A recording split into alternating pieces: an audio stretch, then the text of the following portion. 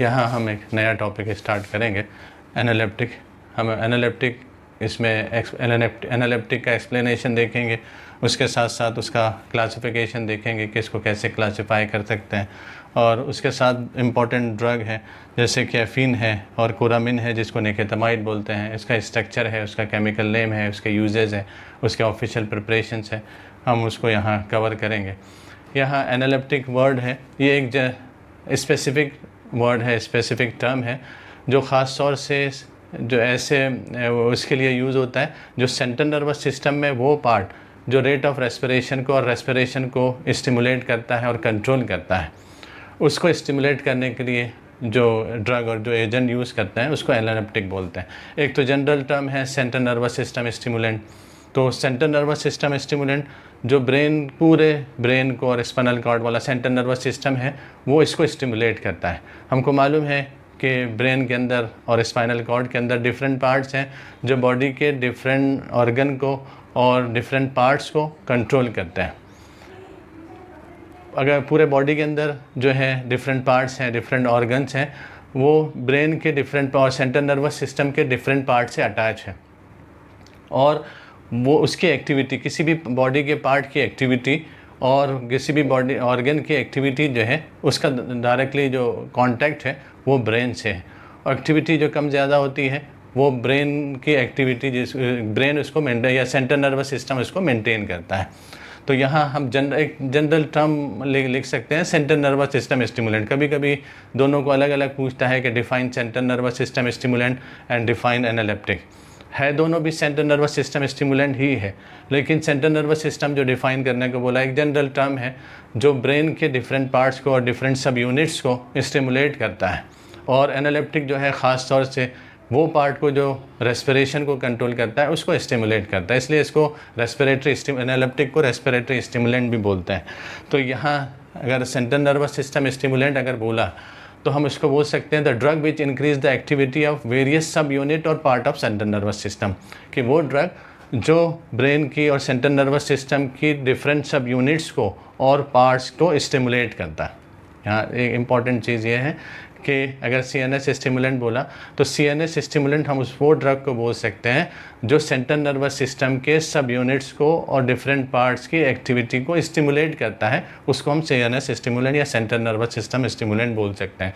The drug which increase the activity of various sub units और part of central nervous system, the drug which increase the activity of various sub unit और parts of central nervous system are called central nervous system stimulant, उसको हम central nervous या CNS stimulant बोल सकते हैं। The drug which increase the activity of various sub units और parts of central nervous system are called as CNS stimulant, उसको CNS stimulant बोलते हैं। अब एनालिप्टिक को एक्सप्लेन करना है तो एनालिप्टिक को हम बोल सकते हैं कि एनालिप्टिक आर CNS स्टिमुलेंट, कि एनालिप्टिक भी CNS स्टिमुलेंट है, लेकिन खासतौर से विच स्टिमुलेट द रेस्पिरेशन, जो रेस्पिरेशन को स्टिमुलेट करता है। यानी ये डायरेक्टली ये ड्रग जो है ब्रेन के और सेंट्रल नर्वस सिस्टम के उस पार्ट को स्टिमुलेट करते हैं जो रेट ऑफ रेस्पिरेशन को और रेस्पिरेशन को कंट्रोल करता है। तो यहाँ analeptic are CNS stimulant which stimulate respiration and which have capacity to restore the consciousness to a patient deeply depressed by central depressant drug. ख़ास तौर से ऐसी कंडीशन में इसको यूज़ कर सकते हैं जब कोई सेंट्रल डिप्रेसेंट ड्रग आदमी ने ले लिया जो सेंट्रल नर्वस सिस्टम को जिसने डिप्रेस कर दिया और जिसकी वजह से ब्रीथिंग पर उसका इफेक्ट हो रहा है, रेस्पिरेशन पर उसका इफेक्ट हो रहा है, रेस्पिरेशन स्लो हो रहा है। तो ऐसी कंडीशन के अंदर में पेशेंट के अंदर कॉन्शियसनेस को मेंटेन करने के लिए और रेट ऑफ रेस्पिरेशन को स्टिमुलेट करने के लिए एनालिप्टिक को यूज़ करते हैं। तो analeptic are CNS stimulant which stimulate respiration and which have capacity to restore the consciousness to a patient deeply depressed by central depressant drug. इस तरीके से इसको एक्सप्लेन कर सकते हैं। एनालिप्टिक आर CNS स्टिमुलेंट, कि एनालिप्टिक CNS स्टिमुलेंट है जो रेस्पिरेशन को स्टिमुलेट करता है और उसके अंदर ये कैपेसिटी रहती है कि ऐसे पेशेंट के अंदर कॉन्शियसनेस को मेंटेन करे जो सेंट्रल डिप्रेसेंट ड्रग के इफेक्ट की वजह से उसका रेट ऑफ रेस्पिरेशन स्लो हो गया।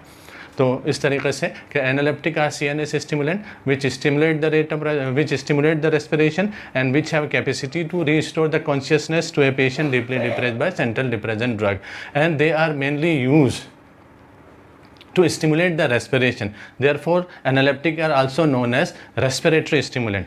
इसकी, क्योंकि ये रेस्पिरेशन को स्टिमुलेट करता है, इसकी वजह से इसको रेस्पिरेटरी स्टिमुलेंट भी बोलता है।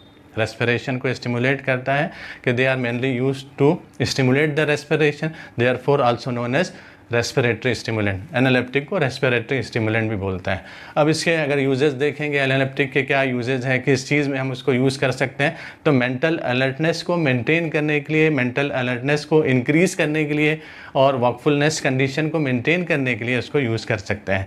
और उसके साथ साथ एपिटाइट को कंट्रोल करने, क्योंकि स्टिमुलेंट इफेक्ट होता है, तो एपिटाइट को इम्प्रूव करने के लिए और कंट्रोल करने के लिए भी इसको यूज़ कर सकते हैं। तो analeptic are useful to increase the mental alertness and produce wakefulness condition, and it is also use to control the appetite through stimulant effect. Stimulant effect के थ्रू एपिटाइट को इम्प्रूव करने के लिए भी इसको यूज़ करते हैं। क्लासिफिकेशन को अगर देखेंगे तो इसको तीन group, it can be classified into 3 main group. इसको 3 मेन ग्रुप में क्लासीफाई कर सकते हैं, natural compound, synthetic and miscellaneous. Synthetic drug and miscellaneous 3 group में इसको क्लासीफाई कर सकते हैं, natural compound, synthetic drug and miscellaneous. 3 उसमें ग्रुप में इसको क्लासीफाई कर सकते हैं, एक नेचुरल उसमें, एक सिंथेटिक में और एक मिसलेनियस में। नेचुरल में एल्कलॉइड्स हैं जिसमें जेंथीन डेरिवेटिव है, नेचुरल में एल्कलॉइड्स हैं जिसमें जेंथीन डेरिवेटिव है, जिसका एग्जाम्पल कैफीन और थियोफाइलिन हम लिख सकते हैं। ऐसे ही दूसरे एल्कलॉइड्स, अदर एल्कलॉइड्स में स्ट्राइचिनिन है, ये एग्जाम्पल लिख सकते हैं जो नेचुरल है। और सिंथेटिक ड्रग में निकोटामाइड है जिसको कोरामीन भी बोलते हैं, और पिक्रोटॉक्सिन है। मिसलेनियस में डेक्साएम्फेटामिन है, मिसलेनियस के अंदर में डेक्साएम्फेटामिन है। तो ये एग्जाम्पल के साथ में हम लिख सकते हैं कि it can be classified into, analeptic can be classified into 3 main group, natural, synthetic and miscellaneous. Natural alkaloids जिसमें जेंथीन डेरिवेटिव है, कैफीन एंड थियोफाइलिन इसका एग्जाम्पल है। ऐसे ही अदर एल्कोलाइड्स में स्ट्राइचिनिन हम इसको लिख सकते हैं। ऐसे सिंथेटिक ड्रग में निकोटामाइड है जिसको कोरामीन भी बोलते हैं, एंड पिक्रोटॉक्सिन है। मिसलेनियस के अंदर डेक्साएम्फेटामिन है। तो ये एग्जाम्पल के साथ में हम इसको लिख सकते हैं। और इसके अंदर दो ड्रग्स हैं जिसके स्ट्रक्चर जो है वो सिलेबस के अंदर मेंटेन है। एक तो कैफ़ीन का स्ट्रक्चर है और एक जो है निकोटामाइड का स्ट्रक्चर है। अब यहाँ हम कैफ़ीन का स्ट्रक्चर यहाँ ड्रॉ करेंगे। कैफ़ीन का स्ट्रक्चर है, उसका केमिकल नेम है, उसके यूजेस हैं। कैफ़ीन के अंदर हमें, जैसा अभी हमने क्लासिफिकेशन में देखा, उसके अंदर जेंथीन न्यूक्लियस होता है। जेंथीन का स्ट्रक्चर, यहाँ स्ट्रक्चर जो है कैफ़ीन का, कैफ़ीन के अंदर जेंथीन न्यूक्लियस होता है। जेंथीन न्यूक्लियस का स्ट्रक्चर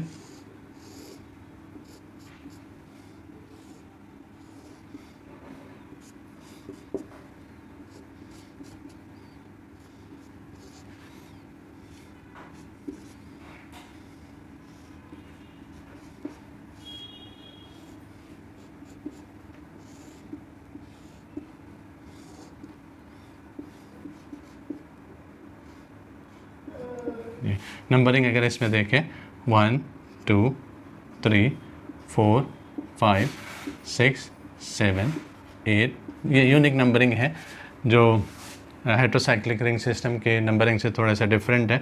तो 1 2 3 4 5 6 7 8 9 इस तरीके से ये न्यूक्लियस जो है वो जेंथीन न्यूक्लियस है,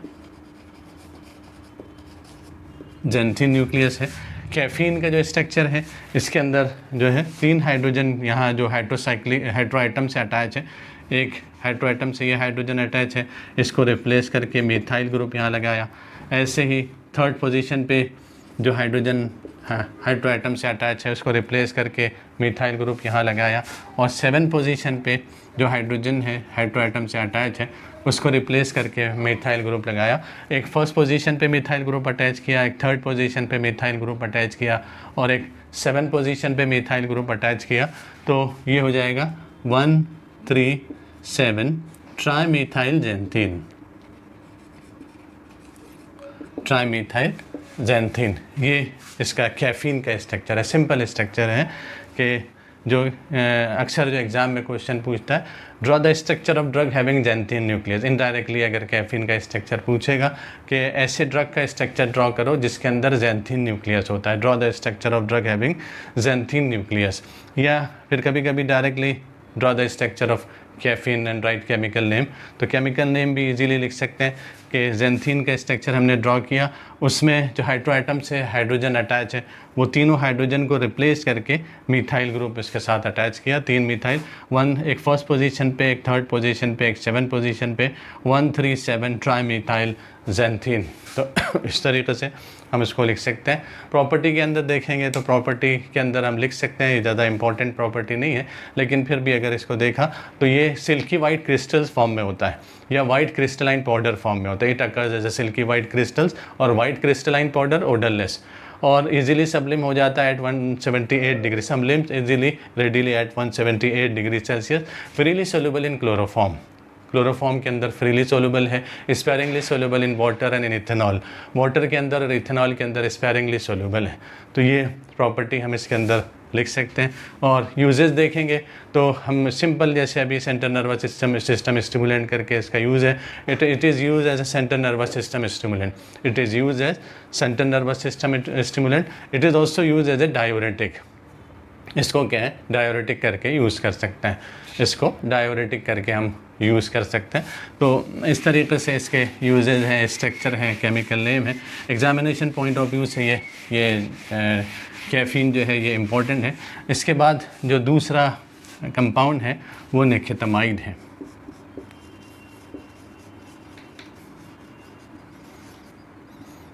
निकोटामाइड है, इसके अंदर जो है वो पैराडीन न्यूक्लियस होता है। निकोटामाइड के अंदर में पैराडीन न्यूक्लियस होता है। तो इसमें हम सिंपल और स्ट्रक्चर भी सिंपल है, तो यहाँ पैराडीन न्यूक्लियस को हम ड्रॉ करेंगे निकोटामाइड में, जिसको कोरामीन भी बोलते हैं, कभी कोरामीन के नाम से पूछता है या कभी निकोटामाइड के। तो इसके अंदर ये पैराडीन न्यूक्लियस, मेन न्यूक्लियस जो है वो पैराडीन है, पैराडीन मेन न्यूक्लियस जो है पैराडीन है। अब यहाँ पे थर्ड पोजीशन पे अगर हम इसको CONH2 लगा दिया, थर्ड पोजीशन पे CONH2 लगा दिया, तो ये इसका सिनोनिम अगर देखें तो ये कार्बामोइल लिख सकते हैं। सिनोनिम क्या है, इसका नेम जो है, जो प्रीफिक्स के अंदर इसको हम कार्बामोइल भी लिख सकते हैं, कार्बामोइल या कार्बोक्सामाइड। अगर सफिक्स में लिखेंगे तो कार्बोक्सामाइड या कार्बोक्सामाइडो लिखेंगे, और प्रीफिक्स में कार्बामोइल हम इसको लिख सकते हैं 3 कार्बामोइलो पायराडीन, ये थर्ड पोजीशन पे है, 1 2 3, तो 3 कार्बामोइलो पायराडीन हम इसका स्ट्रक्चर। अब इसके अंदर 2 हाइड्रोजन जो है, नाइट्रोजन के साथ जो 2 हाइड्रोजन है उसको हम चेंज करके यहाँ पर C2H5 अटैच कर सकते हैं, C2H5 यहाँ अटैच कर सकते हैं। तो ये नाइट्रोजन है, यहाँ हम लिख सकते हैं 2 इथाइल ग्रुप अटैच किया नाइट्रोजन से। तो अब यहाँ दोनों कार्बोक्सामाइड को प्रीफिक्स में भी लिख सकते हैं, सफिक्स में भी लिख सकते हैं। तो NN डाईइथाइल 3, यहाँ पे जैसे यहाँ NN डाईइथाइल, यहाँ पे NN डाईइथाइल कार्बामोइलो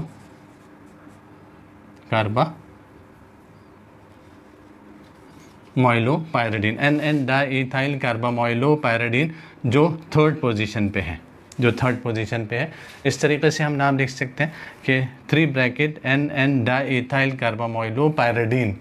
या दूसरा हम नाम इसके अंदर लिख सकते हैं कि अगर हमने कार्बोक्सामाइड को सफिक्स में लिखा है तो यहाँ इसको लिख सकते हैं N diethyl NN diethyl pyridine, NN diethyl pyridine 3 carboxamide, NN diethyl pyridine 3 carboxamide, ये भी लिख सकते हैं हम। और इस तरीके से नाम भी लिख सकते हैं 3 bracket NN diethyl carbamoyl pyridine या NN डाईइथाइल पायराडीन 3 कार्बोक्सामाइड। और पैराडीन के लिए 3YL भी हम मेंशन इसके अंदर कर सकते हैं। ये भी क्योंकि अंडरस्टूड है कि थर्ड पोजीशन पे कार्बोक्सामाइड है, तो यहाँ NN डाईइथाइल पायराडीन 3 कार्बोक्सामाइड, ये इसका इस तरीके से हम उसका केमिकल नेम और स्ट्रक्चर ड्रॉ कर सकते हैं। सिंपल स्ट्रक्चर है, केमिकल नेम है। और अगर इसका यूजेस देखेंगे तो इसके अगर प्रॉपर्टी के अंदर हम लिख सकते हैं इट इज़ ए कलरलेस और स्लाइटली येलोइश ऑयली लिक्विड, जो है वो कलरलेस या slightly yellowish oily liquid form में होता है या as a crystalline mass form में होता है। ओडर स्लाइट ओडर रहता है, कैरेक्टरिस्टिक ओडर इसके अंदर रहता है। Miscible with water with chloroform, chloroform के साथ और वाटर के साथ मिसिबल है। और यूजेज में it is use as a respiratory stimulant, इसको रेस्पिरेटरी स्टिमुलेंट करके यूज़ कर सकते हैं, specially to counteract the depression effect of the drug like barbiturate.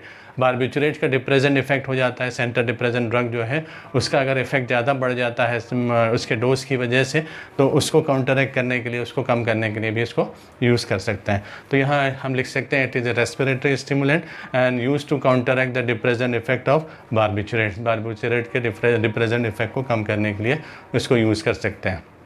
निकेतमाइड जो ऑफिशियली जो है आईपी का प्रोडक्ट है और इंजेक्शन फॉर्म में भी इसको यूज़ कर सकते हैं।